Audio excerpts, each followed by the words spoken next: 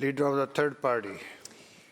Thank you, Honourable Speaker. Ministry of Children and Family Development child protection workers have extraordinary powers, including the power to remove children from their homes.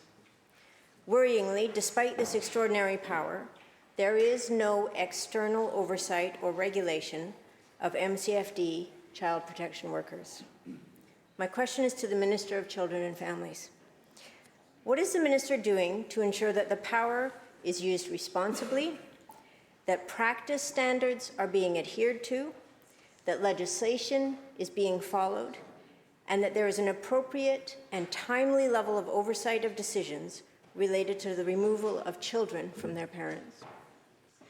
Minister of Children and Family Development.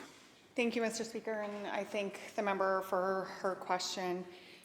The decision to remove a child from a family is an absolute last resort, and it is made only after thorough assessments and considerations of the least disruptive options and all available alternatives. The vast majority of children and families who interact with our ministry do so and are able to access supports through the ministry and through community.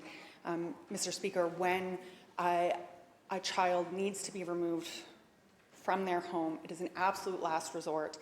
And I can say, Mr. Speaker, that there is considerable oversight, investigation and assessment within our ministry, and that external oversight and accountability is absolutely essential to the work in the ministry, including through the Representative for Children and Youth, Mr. Speaker. And I hear in the member's question the concerns for children and family. Those are concerns I share and believe that we need to be doing everything in our power to support families to stay together and for the safety and protection of all children, whether they're at home or in our care. Leader of third party supplemental. Thank you, Honourable Speaker, and I appreciate the Minister's response, and I appreciate her response in particular that she wants to do everything in her power. When we consider the power that a child protection worker has in BC, we must also recognize the need for independent oversight and regulation. Teachers, doctors, nurses, engineers, biologists, all professionals in this province who must be expected to work in the public interest are subject to independent oversight by colleges. But there is no such independent oversight for MCFD's child protection workers. Indeed, those child protection workers don't even have to have a social work degree.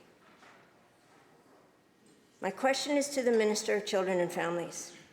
Will this minister immediately take the steps that she has the power to do to ensure that MCFD child protection workers are appropriately trained as social workers, and will she introduce the legislation that will ensure that all MCFD social workers be registered with the College of Social Workers? Minister.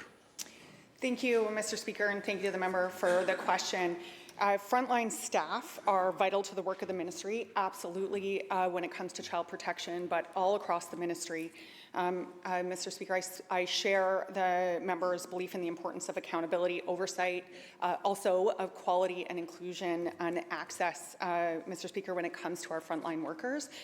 This is work that my new deputy and I are digging into, working to build a path forward so that we have the accountability and oversight of our frontline work, again, because the most important job for us to do is ensure that children in our province are safe and protected, whether at home or in our care.